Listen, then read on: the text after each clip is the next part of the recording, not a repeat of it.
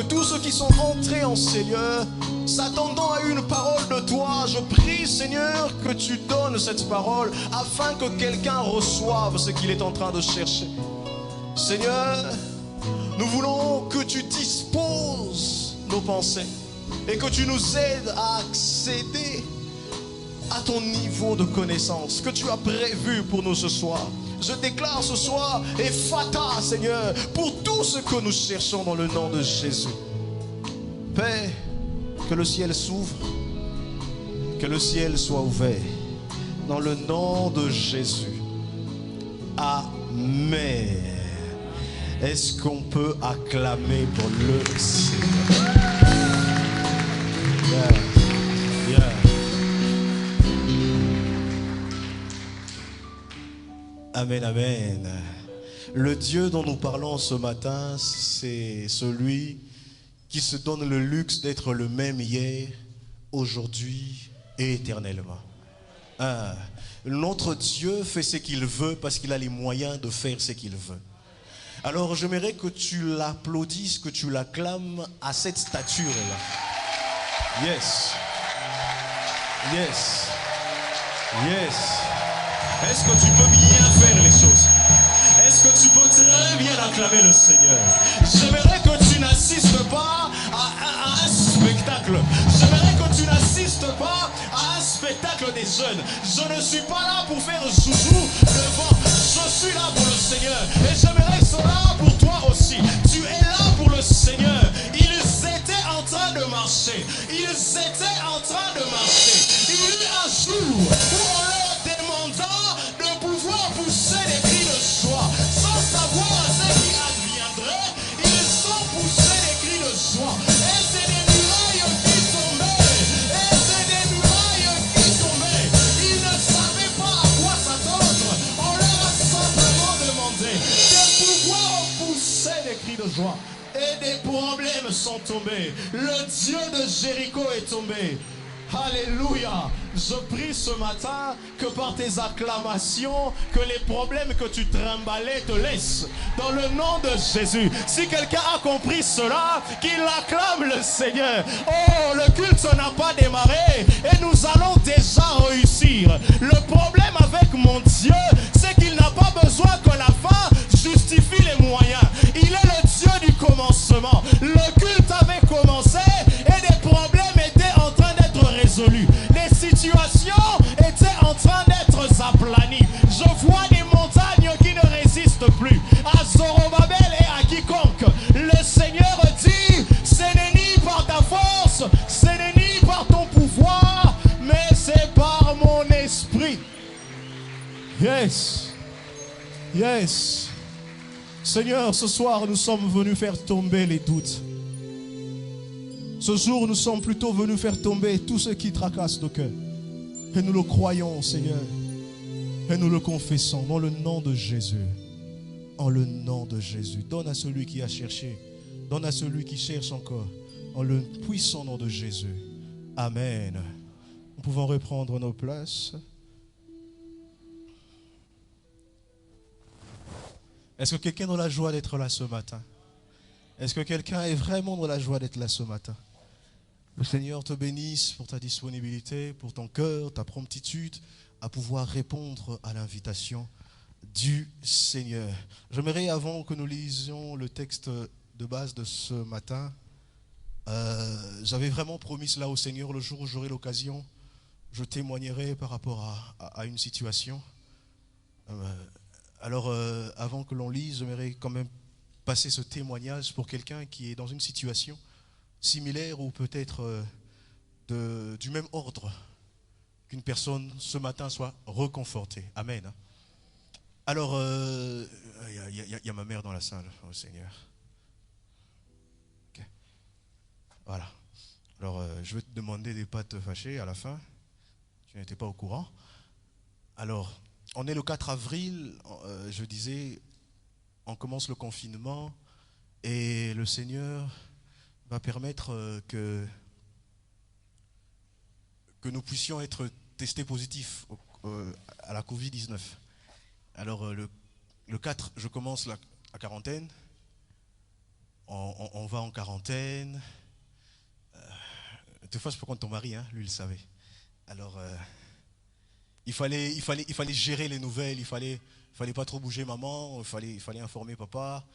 Et je suis seul là où je suis, ils n'étaient pas là. Et c'était une situation assez complexe. J'étais en contact avec certaines personnes qui revenaient de France, juste la semaine avant. Et une des personnes qui revenait était déjà en quarantaine. C'est comme ça qu'on m'a aussi mis dans la liste, on m'a examiné. J'étais aussi atteint. Il fallait aller suivre tout ce qu'il fallait pour l'INRB. Et on a vécu tout ça dans la solitude. Et le Seigneur nous a fait grâce. Il y eut un 25 avril où des résultats sont tombés pour nous libérer et dire que nous n'étions plus malades. Et nous bénissons le Seigneur pour cela. Bénissons le Seigneur pour cela.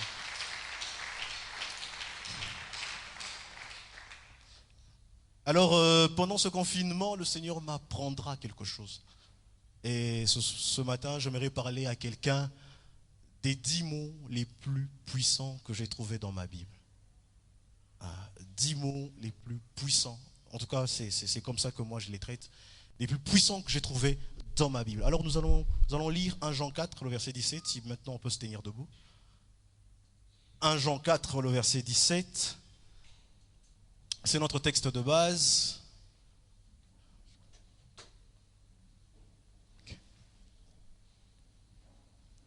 La Bible dit, je lis dans la version Louis Ségon ici, sous mes yeux, « Tel il est, tel nous sommes dans ce monde.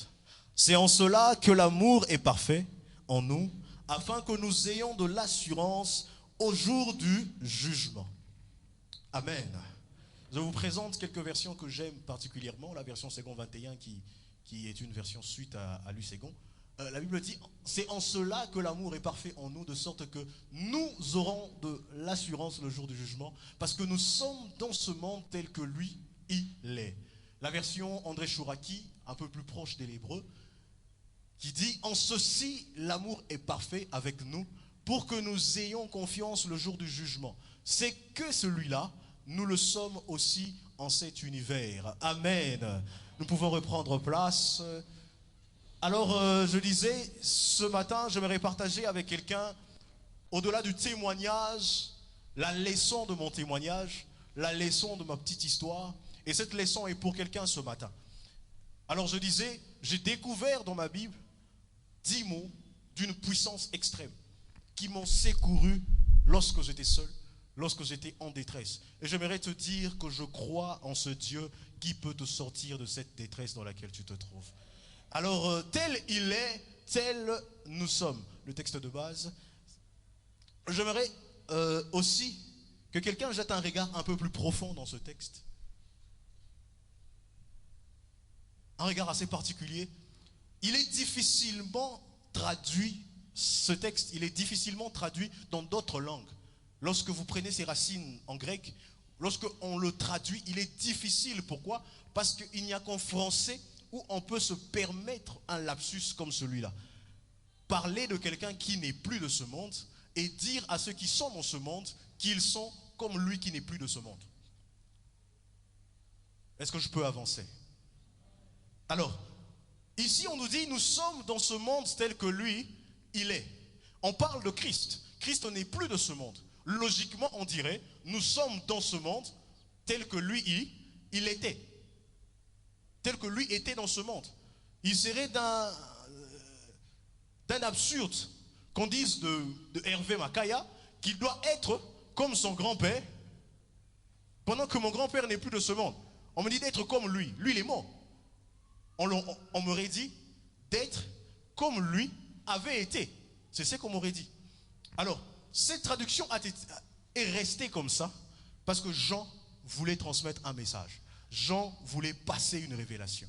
Nous sommes dans ce monde tel que lui est. Et Chouraki, André, va le dire. C'est celui-là, nous le sommes aussi en cet univers. André Chouraki vient pour simplement faire un distinguo de deux mondes. Il dit, de la même façon que Christ est là où il est, nous aussi ici, nous sommes pareils.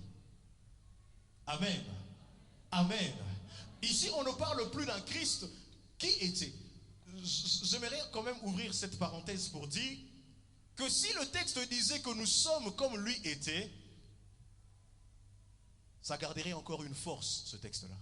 Parce que Christ parmi les hommes a été celui qui faisait les miracles. Christ parmi les hommes a été celui qui guérissait les malades. Ce texte garderait encore une puissance. Mais il y a quelque chose dans ce texte qui est beaucoup plus puissant. C'est que l'apôtre Jean voulait nous faire arriver de la même façon que Christ est là où il est. C'est de cette même façon que moi je suis ici sur terre. Et c'est ça la vérité de ce matin. Et lorsqu'on se pose la question, de quelle façon il est? Comment il est là où il est? Mon Christ à moi est assis sur un trône. Ah. Mon Christ à moi est assis sur un trône. Et dans Éphésiens 2, à partir du verset 6, la Bible dit, il nous a ressuscités ensemble et nous a fait asseoir ensemble dans les lieux célestes en Jésus-Christ. En Jésus-Christ. Le verset 7 dit, afin de montrer dans les siècles à venir l'infinie richesse de sa grâce par sa bonté envers nous en Jésus-Christ. Alors si quelqu'un est en train de parcourir les textes avec moi, il comprendrait que puisque Christ est là où il est, c'est que moi aussi je suis là où il est. Parce que Dieu a voulu que nous aussi, lorsque Christ était en train de quitter la terre par la résurrection, que nous aussi nous soyons ressuscités avec lui. André Chouraki dit, il nous a réveillés avec lui et nous a fait asseoir au ciel avec le Messie, les choix, afin de montrer dans les airs qui viennent l'excellente richesse de son chérissement par sa bienveillance envers nous dans le Messie, les choix. Si ce texte est écrit comme ça, c'est parce que Dieu voulait lancer un message à quelqu'un. Dieu voulait dire à quelqu'un que je t'aime. On le dit clairement. C'est pour montrer aux ères qui viennent, le dire aux siècles qui viennent, qu'on découvre qu'il existe une richesse excellente dans ce chérissement-là, dans cette façon d'aimer. Voilà pourquoi Colossiens s'accorde avec ce texte pour dire, afin que le monde connaisse cette immense richesse. Christ en nous, l'espérance de... Ah, c'est une richesse immense. Et j'aimerais que tu acclames le Seigneur pour cette richesse. Que tu dises à Dieu merci. Merci. Merci. Et je le découvre au dépend de la maladie.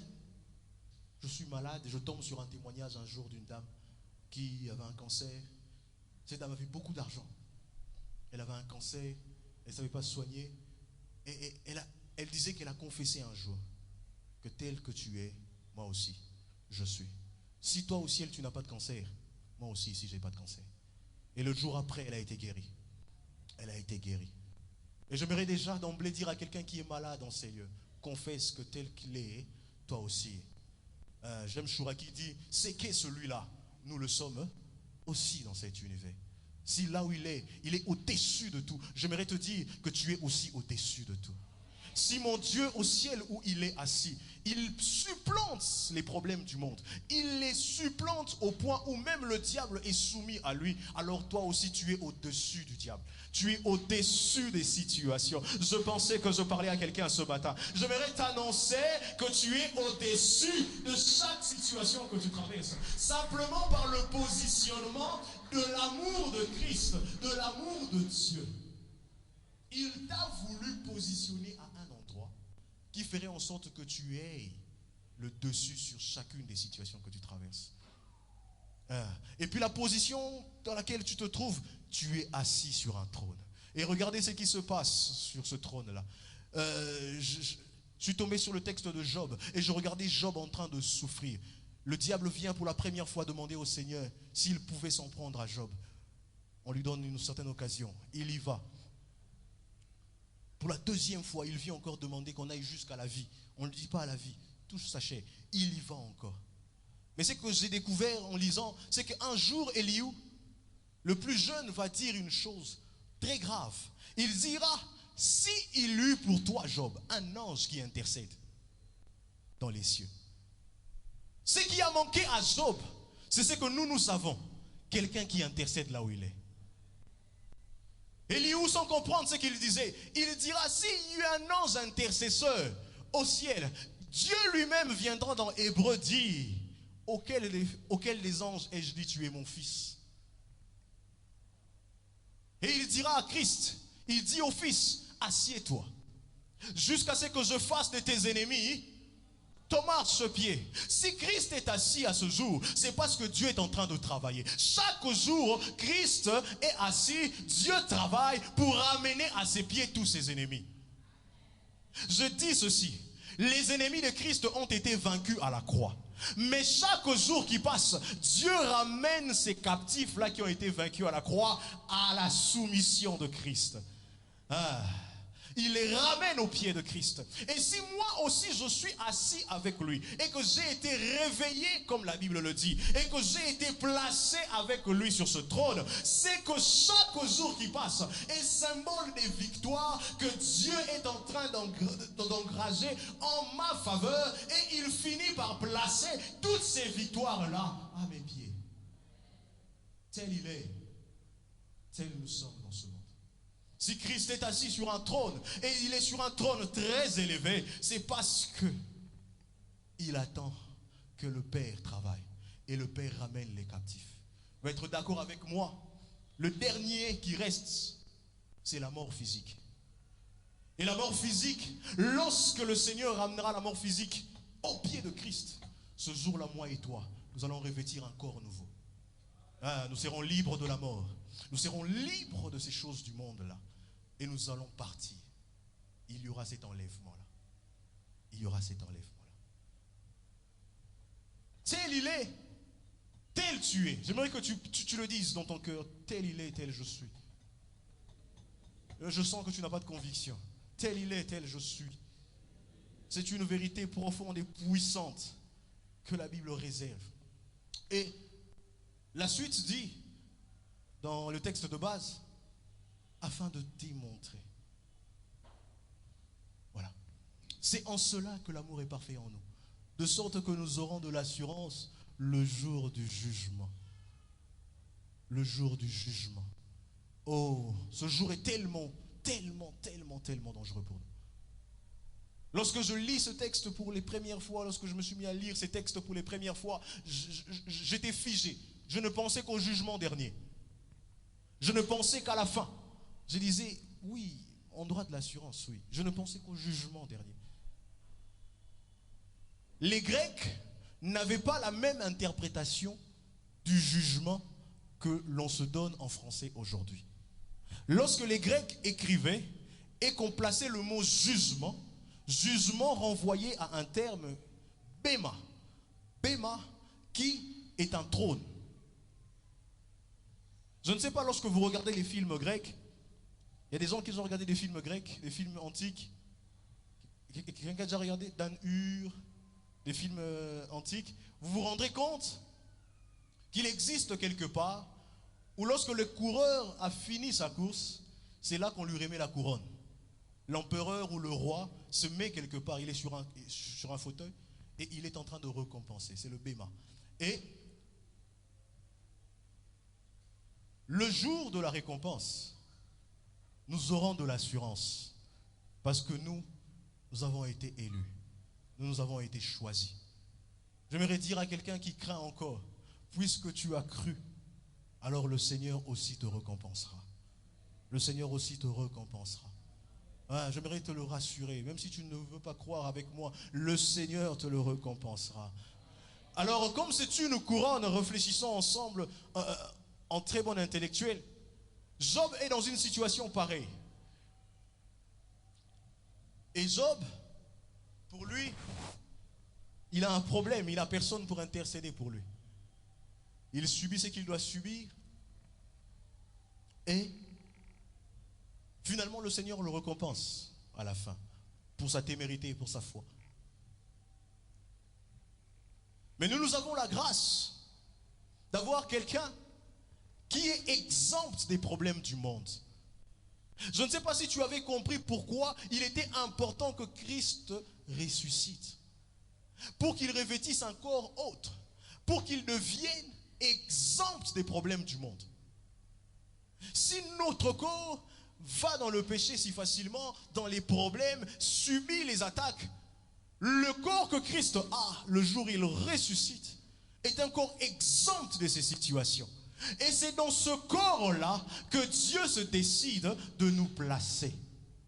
Alors ce qui convient de dire, c'est qu'en réalité, toi et moi, nous sommes exempts des problèmes du monde. J'aimerais te communiquer cette fois-là, te dire que tu es au-dessus des problèmes du monde. Tu es hors de portée du diable. C'est ça au fait ce que ça dit. Tu es hors de portée du diable. Tu es hors de portée des attaques du diable. Tu es hors de portée de tout ce que le diable peut faire contre toi. Mais le grec est une langue qui offre d'autres interprétations. Le même mot jugement tire sa racine, le jugement d'aujourd'hui, tire sa racine d'un autre terme grec qui est crisis. Crisis aujourd'hui qui a donné des mots comme crise. Comme crise.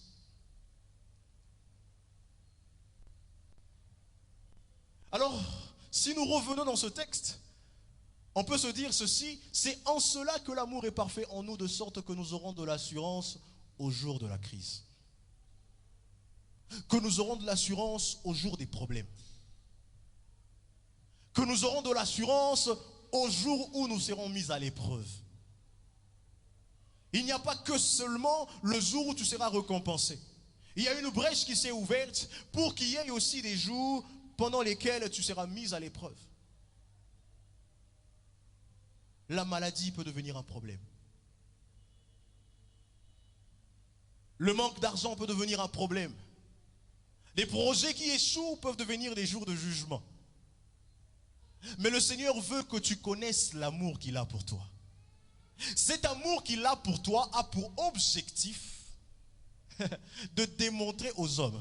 Dieu s'est arrangé de démontrer aux hommes qu'il t'aime. Parce que le jour où toi tu es dans des situations de crise, lui il est là. Lui il est là. Et il te permet de traverser la crise. Voilà d'où vient ton assurance. Voilà pourquoi des fois lorsque je suis acculé dans des situations, je ne prie pas trop. Je dis à mon Seigneur, tu pries aussi pour moi. Moi j'ai l'impression que ma prière ne va pas suffire. Prie pour moi. Prie pour moi dans cette situation. Parce que je crois que ta prière, toi, ton Dieu l'exauce toujours. Tu es là-bas pour prier pour moi. Des fois quand tu es tellement acculé dans cette situation, tu n'as que tes larmes pour pleurer. Je ne pleure pas parce que la situation me dépasse, elle m'accule. Mais lorsque je pleure, je m'abandonne à la prière de mon maître. Je laisse Christ prier. Intercède pour moi. Je n'y arrive plus. Je n'y arrive plus.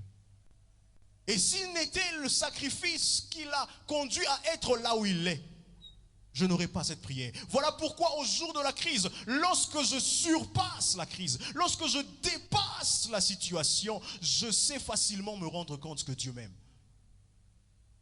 Lorsque tu arriveras à dépasser ces situations qui te dérangent, tu seras témoin de l'amour de Dieu. Tu en parleras à gauche, à droite. Tu en parleras partout.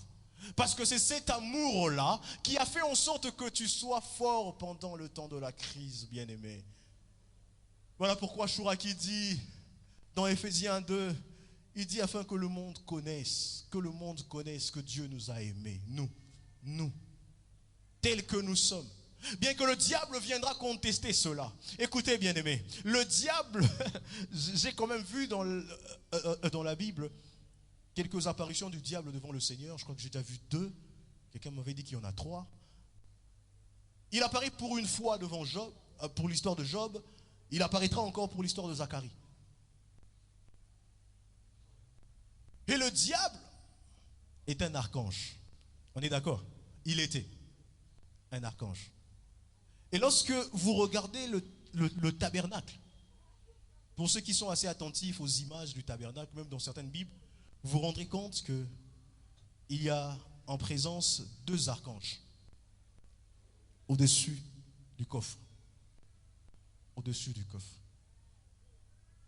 Et les archanges soutiennent le trône. Soutiennent le trône. Et le trône de notre Dieu est un trône de justice. On est d'accord?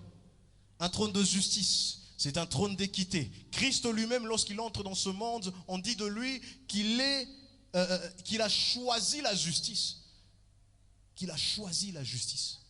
Le diable aura toujours pour boulot, comme dans l'histoire de Job et dans l'histoire de chacun d'entre nous, de contester la justice de Dieu. Il n'a péché qu'une fois. Il a été condamné. Il a en face de lui des gens qui pêchent plusieurs fois, mais qui reçoivent la faveur de Dieu. Le problème du diable, c'est qu'un jour, Dieu s'est décidé qu'un seul meurt pour tous. Et que par un seul, tous vivent.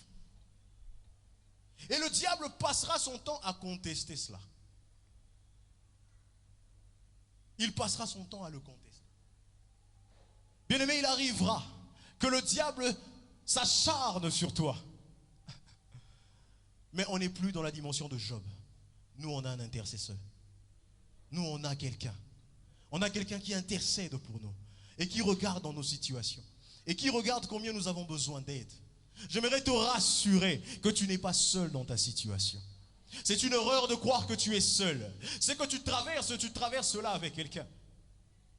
Amen. Amen. Amen. Et le Seigneur, vous savez, lorsque vous faites du bien à quelqu'un, selon certains critères que d'autres ne connaissent pas, des fois la réaction la plus simple, c'est de laisser le contestataire aller jusqu'au bout. Je ne sais pas si ça vous est déjà arrivé. J'ai fait quelque chose parce que je connais les règles, n'est-ce pas? Moi, je fais quelque chose parce que je connais les règles. Je prends un exemple simple dans le football. Regarde-moi, toi, tu connais bien le football. Il y a une façon de tirer un penalty qui existe. C'est celui de venir et de pousser le ballon, de le fleurer seulement. Et qu'un autre joueur vienne tirer, n'est-ce pas? C'est possible. Mais quand quelqu'un ne le sait pas, il est en mesure de faire quoi d'eux? De contester que c'est un penalty qui est mal tiré. Et le diable, souffrant du manque de connaissances en termes de règles de Dieu, est en train de contester. Il arrivera que le Seigneur te fasse des faveurs, que le diable se demandera pourquoi lui. Et comme il est na famille na bango babungaka te yezo komele ndengeni. Mais le Seigneur te rassure que puisque tu es tel qu'il est,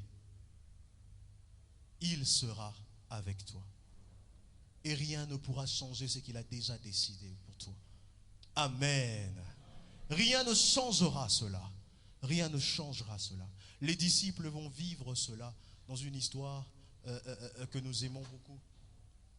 Lorsque nous lisons Marc 6, c'est une histoire que nous affectionnons énormément.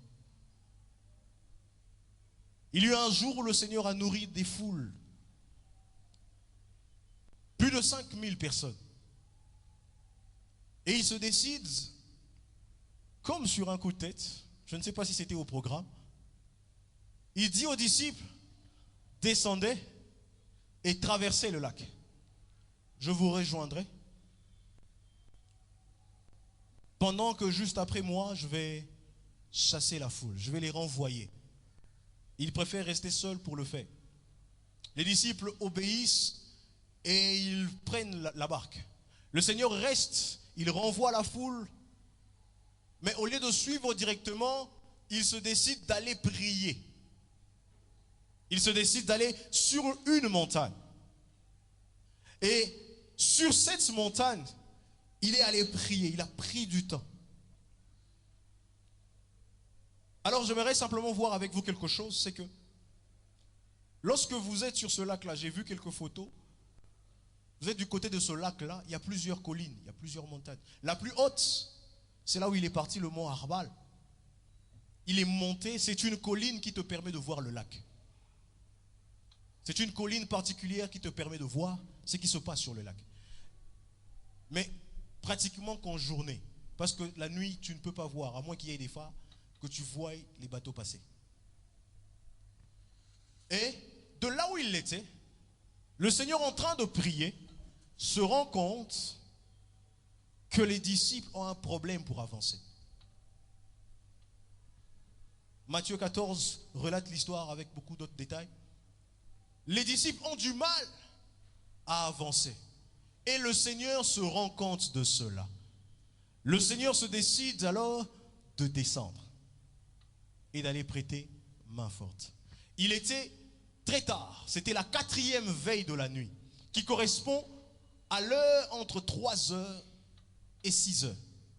Et pour nous qui des fois allons à l'école très tôt, on savait voir que c'était la période de la nuit, il faisait vraiment très noir, entre 3 heures et 6 heures.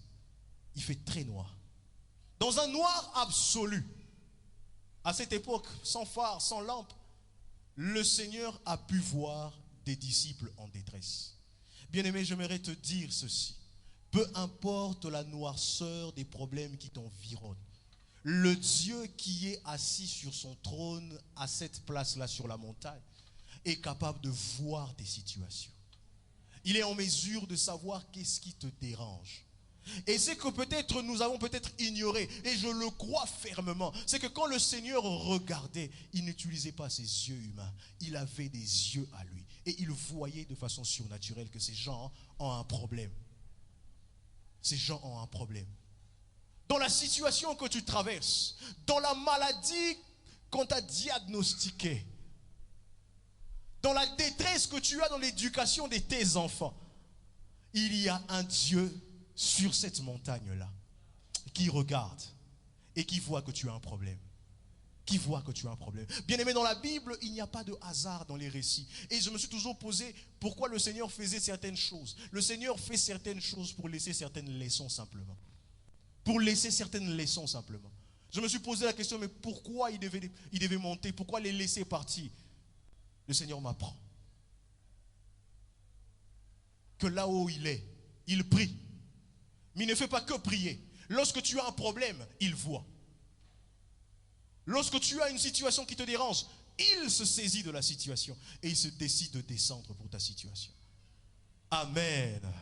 On a un Dieu qui n'est pas parti dormir dans les cieux. On a un Dieu qui n'est pas en train de ronfler là où il est. Il est là pour veiller à ce qui t'arrive. Tout ce qui te pousse à pleurer, tout ce qui dérange ta paix, le Seigneur regarde. Même lorsque personne ne voit, il n'a pas besoin de ces yeux que tu as. Il a ces yeux qui permettent à ce qu'il voie. Qu'est-ce qui se passe dans ton cœur? Qu'est-ce qui ne va pas? Et le Seigneur se décide de descendre. Mais ce que j'aime encore, un autre acte qu'il pose, c'est qu'il ne prend pas une barque. Il décide de marcher sur le lac. Puisqu'il savait que le lac est le problème des disciples, lui, quand il vient dans ta situation, il marche sur le problème. Pour te démontrer qu'il n'est pas venu s'amuser, il s'arrange à marcher sur ta situation. Ce qui te fait peur, le Seigneur n'emprunte pas une barque pour ça. Il y marche dessus. Il marche dessus. Mon Dieu à moi, il n'a pas besoin que tu lui prêtes je ne sais quoi. Des situations que tu traverses qui te dérangent. Dieu les écrase. Christ les piétine. Il marche dessus. Il marche dessus. Et il arrive à un moment, on s'aperçoit qu'il est là. Pierre va dire, Seigneur, si c'est toi, ordonne que moi aussi, là où je suis, que je vienne vers toi. Si c'est vraiment toi, ordonne que je vienne vers toi. Et Christ lui dira, viens. Viens. Pierre à son tour commence à marcher sur les eaux. Il s'avance vers le Seigneur. Mais il y a eu un moment où il va tomber. Où il va tomber. Et quand il va tomber, il va demander au Seigneur, secours-moi. Aide-moi. Mais il n'a pas eu le temps de crier, aide-moi. que le Seigneur était déjà là pour lui tendre la main et pour le sortir de là. Bien-aimé, même lorsque tu ne regarderas pas au Seigneur, même lorsque tu tomberas, il n'attendra pas que tu pries. Le Christ n'a pas dit, comme Pierre est tombé, Jean, viens. Même lorsque nous déroutons, même lorsque nous quittons ce chemin-là, même lorsque nous tombons, Dieu ne nous remplace pas. Il vient, il nous secourt. Il vient, il nous aide. Bien-aimé, j'aimerais te dire que le Seigneur peut te relever aussi. Le Seigneur peut te relever. Tu as peut-être faibli. Il est déjà là. Il te tendra la main. Et tu sortiras de cette situation. Et tu te lèveras encore. Et mon Dieu, non simplement qu'il permet que tu avances vers lui. Non simplement qu'il permet que tu ne tombes pas dans le fond. C'est le même qui te maintient encore sur l'eau. Parce que les deux vont encore remarcher sur l'eau pour rejoindre la barque. Amen. Amen. Est-ce que tu peux acclamer pour le Seigneur? Tel il est, tel nous sommes dans ce monde, de la même nature que lui. Tel il est, tel nous sommes dans ce monde. Maintenant, j'aimerais encore ouvrir une parenthèse ensemble avec nous. Et lorsque je regarde ce texte, je ris en tout cas. Je me moque des fois de nous-mêmes. Est-ce qu'en temps normal, qu'il n'y ait pas vague, enlevant les tempêtes, est-ce qu'en temps normal, un homme est capable de marcher sur les eaux? Non? Non. Vague ou pas vague, tu n'es pas en mesure de marcher sur. Alors pourquoi tu as peur de la vague?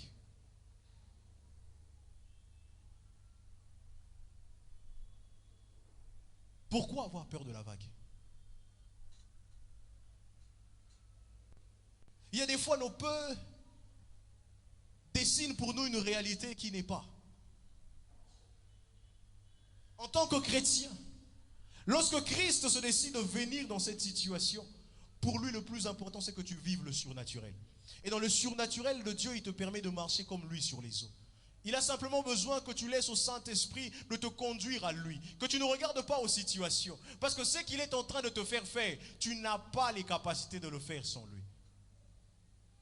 Tu n'as pas les capacités de le faire sans lui. Voilà pourquoi notre vie est une vie de surnaturel.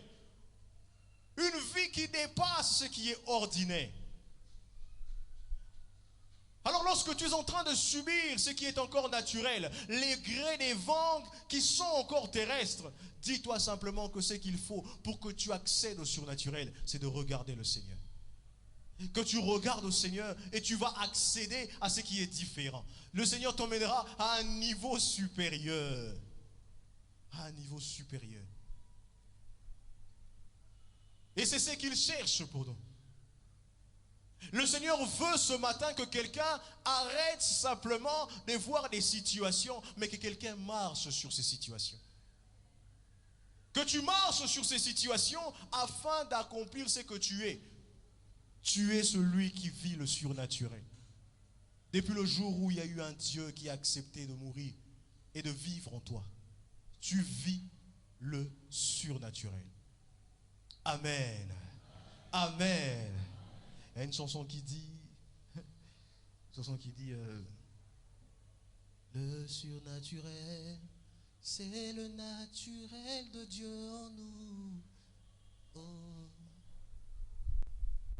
C'est tellement naturel pour Dieu d'agir dans le surnaturel que moi aussi ça deviendra naturel pour moi d'être dans le surnaturel. Je n'ai pas besoin que le dollar baisse. Je répète à quelqu'un, je n'ai pas besoin que le dollar baisse pour que j'achète une parcelle.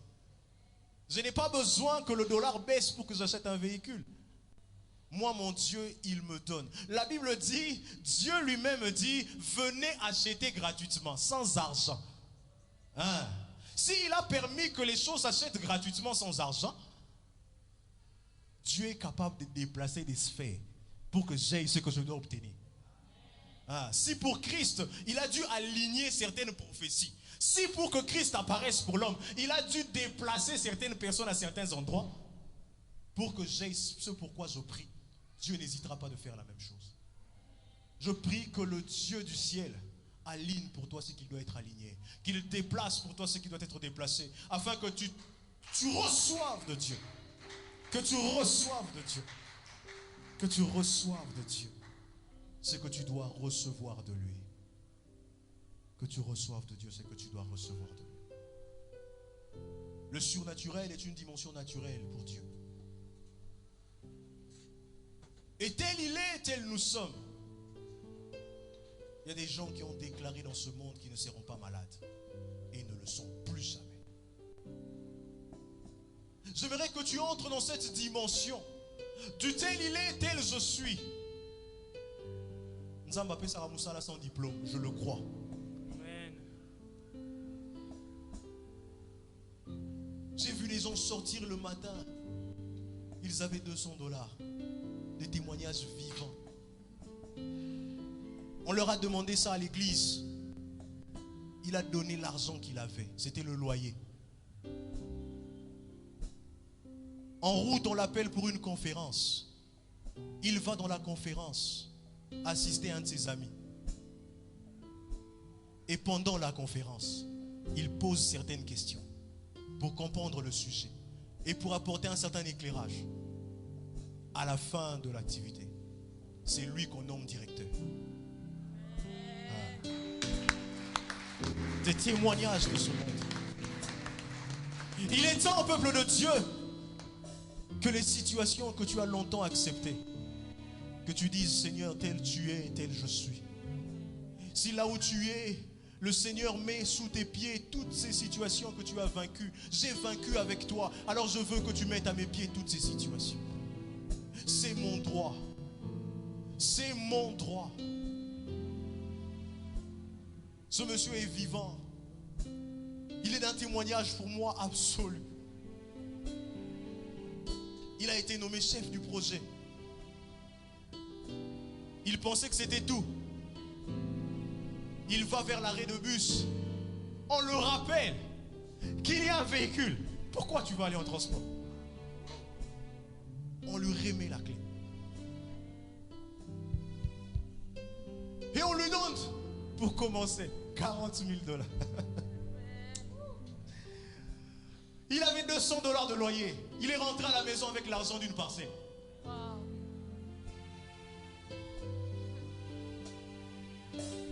Et aujourd'hui, lorsqu'il parle du Seigneur, il démontre que l'amour de Dieu est parfait. Que le Seigneur te fasse vivre des choses qui te feront crier partout que Dieu est bon.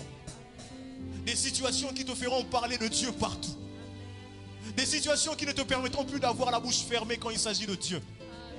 Des situations qui te permettront de commencer à conseiller les autres de suivre la voie de Dieu.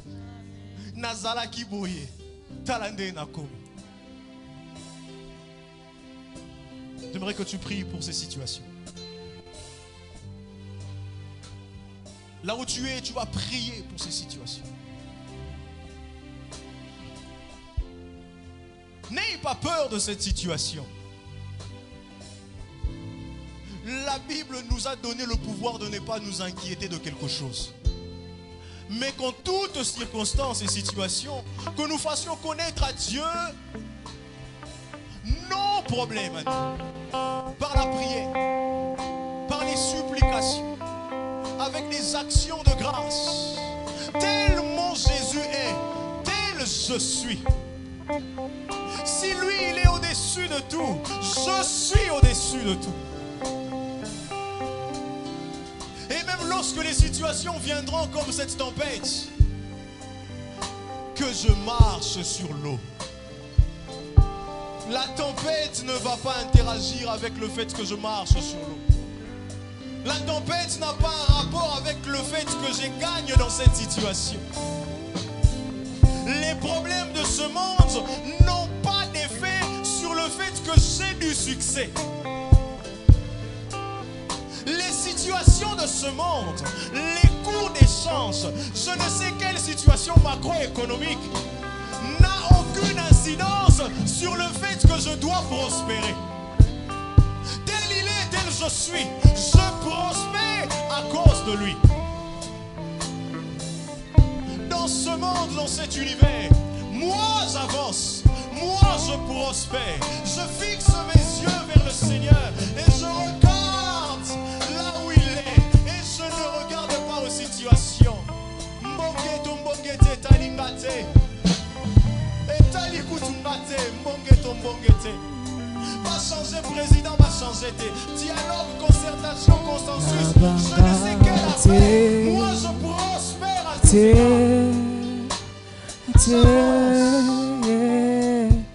j'avance. Confesse cela.